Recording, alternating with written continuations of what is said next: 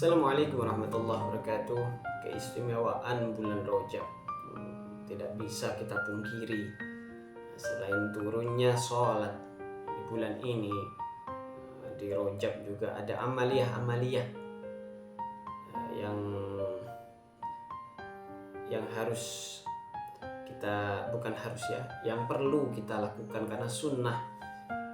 Sunnah itu kalau dilakukan berpahala, nggak dilakukan nggak apa-apa.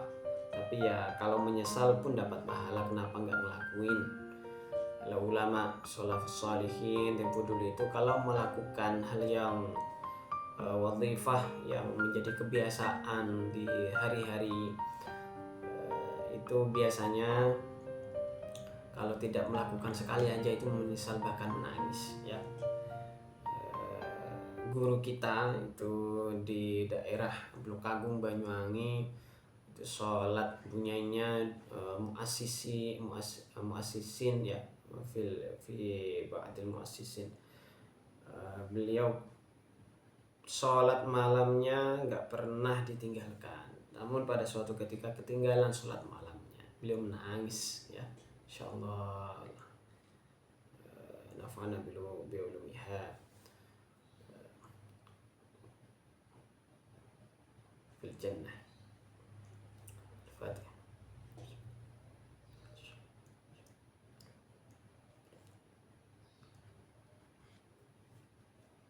Oke, maka di sebelum Rajab pun Rasulullah Muhyiddin Abi Zakaria Yahya bin Syaraf An-Nawawi dalam kitab Al-Adhkar yang diberikan dari hadis Kairo Mesir, doa yang dibaca Rasulullah saat memasuki bulan Rajab itu Allahumma barik lana fi Rajab wa Sya'bana wa ballighna Ramadhana. Jadi Allah berkala kami pada bulan Rajab ini. Bulan Rajab itu kick off menuju Ramadan. Karena sekali lagi bulan Ramadan walaupun dalam hadis itu ada 4 asyarul hurum, ada Dzulqa'dah, Dzulhijjah, Muharram dan Rajab. Namun bukan berarti bulan lainnya termasuk Ramadan, bukan bulan yang enggak mulia, tapi Ramadan merupakan bulan yang super mulia, bulan yang eksklusif bagi hamba-hamba yang dapat mengisinya dengan amaliyah ubudiyah. Dan nanti di Syawal kembali kepada kesucian diri, hati dan pikiran serta amaliyah. Sampai Rasulullah mencontohkan Allahumma barikna fi Rajab wa Sya'ban wa ballighna Ramadan. Jadi berkahilah kami di bulan Rajab dan Sya'ban, dan berilah umur usia waballighna Ramadan, agar menuju Ramadan ya Allah. Ini doa Rasulullah. Berarti Rajab adalah kick off.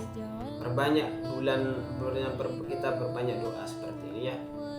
Terus ada puasa Rajab. Puasa Rajab, puasa yang disunahkan oleh Allah di bulan ini.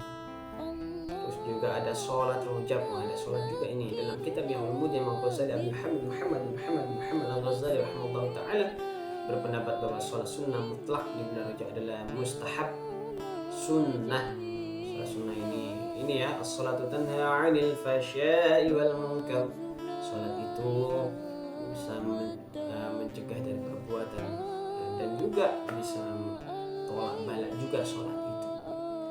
Ada cerita gokil-gokilan dulu kalau pas UN ujian nasional itu, kalau anak-anak selain suan-suan ke kiai minta doa ke orang tua, juga nggak kalah penting sholat goib pengawas ujian nasionalnya agar ngantuk. Itu dulu ya. Kalau sekarang ujian nasional udah nggak tahu tahun ini diadakan lagi atau sama menteri yang baru ya.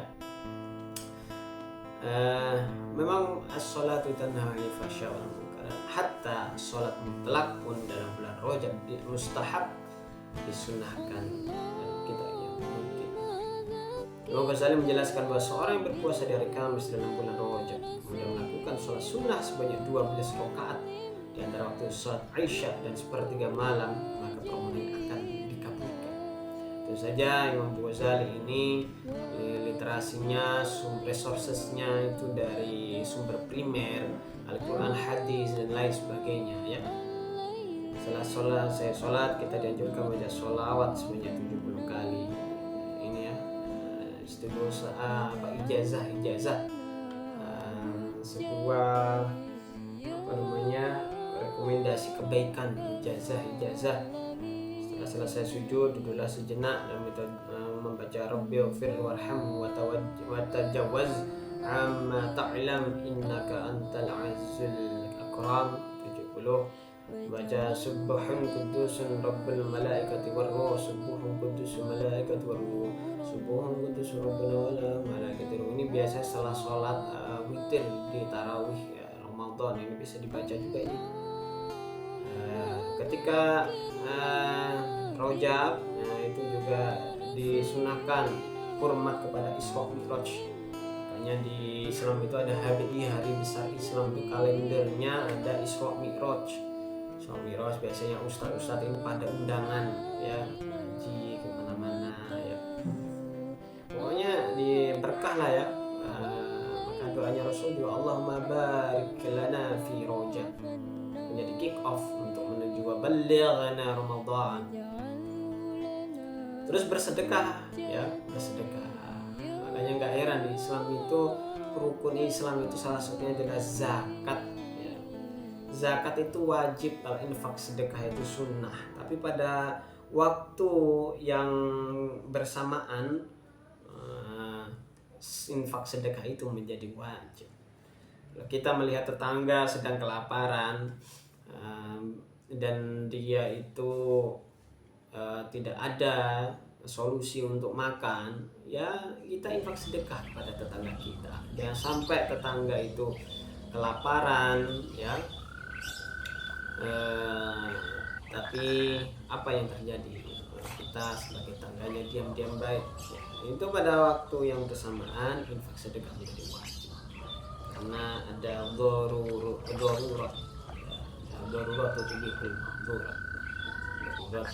menghilangkan hal yang urgent sekalipun. Ya. Dan menghilangkan mafsadah itu lebih penting daripada mengambil kemaslahatan. Kalau ada orang itu misalkan ketika jalan di tepi sungai ada orang hampir kejeblos masuk ke parit, hampir ya, atau kita tetap melanjutkan perjalanan pergi ke kantor ya kan. Kalau pergi ke kantor dalam kemaslahatan karena rutinitas kerja, tapi melihat bahaya, yaitu orang mau masuk ke parit, kalau tidak ada yang menolong, wajib kita menolongnya. Tapi kalau sudah ada banyak yang menolong, ya sudah ya udah, kita ini istilahnya adalah fardu kifayah lah ya. Ya satu aja yang melakukan, yang sebagian lain itu sudah selesai untuk kewajibannya itu, ikopnya nggak ada karena sudah selesai di kifayah tersebut. Jadi dalam Islam itu ada konteks sosial, ibadah sosial. Karena kita makhluk sosial, dalam teorinya itu adalah manusia sebagai makhluk sosial, bukan makhluk individualis. Nggak mungkin kita kalau misalkan nanti enaknya ngomong sampai ya, ada di Indonesia itu ada pindah rumah aja itu gotong royong. Ya di Indonesia dibuat RT, rukun tetangga. Tapi kalau tetangganya nggak rukun-rukun, ya berarti dipertanyakan ke RT-nya. RW rukun warga, kalau warganya nggak rukun-rukun dipertanyakan kerukunannya. Ya, terus ada RT RW, ada kelurahan yang memayungi, terus ada perangkat-perangkat. Kalau di kota-kota kelurahan, ke Pak Lurah, ke Pak Kades itu nggak ada karena udah di perkotaan, langsung kepada camat ya, Pak Camat menaungi beberapa lurah-lurah ya, kelurahan. Terus diangkat lagi ke atas itu ada kepala daerah, bupati, walaupun orangnya laki-laki, sebelumnya adalah Pak Pati seharusnya, tapi kok Bupati. Ya udahlah, itu plesetan-plesetan. Bersedekah jangan sampai lupa. Oke, wallahu a'lam bishawab. Shadaqallahul adzim. Wa nahnu ala dzalika min asyhadin. Wal 'afwu minkum wallahu ma fi al-utur. Assalamualaikum warahmatullahi wabarakatuh.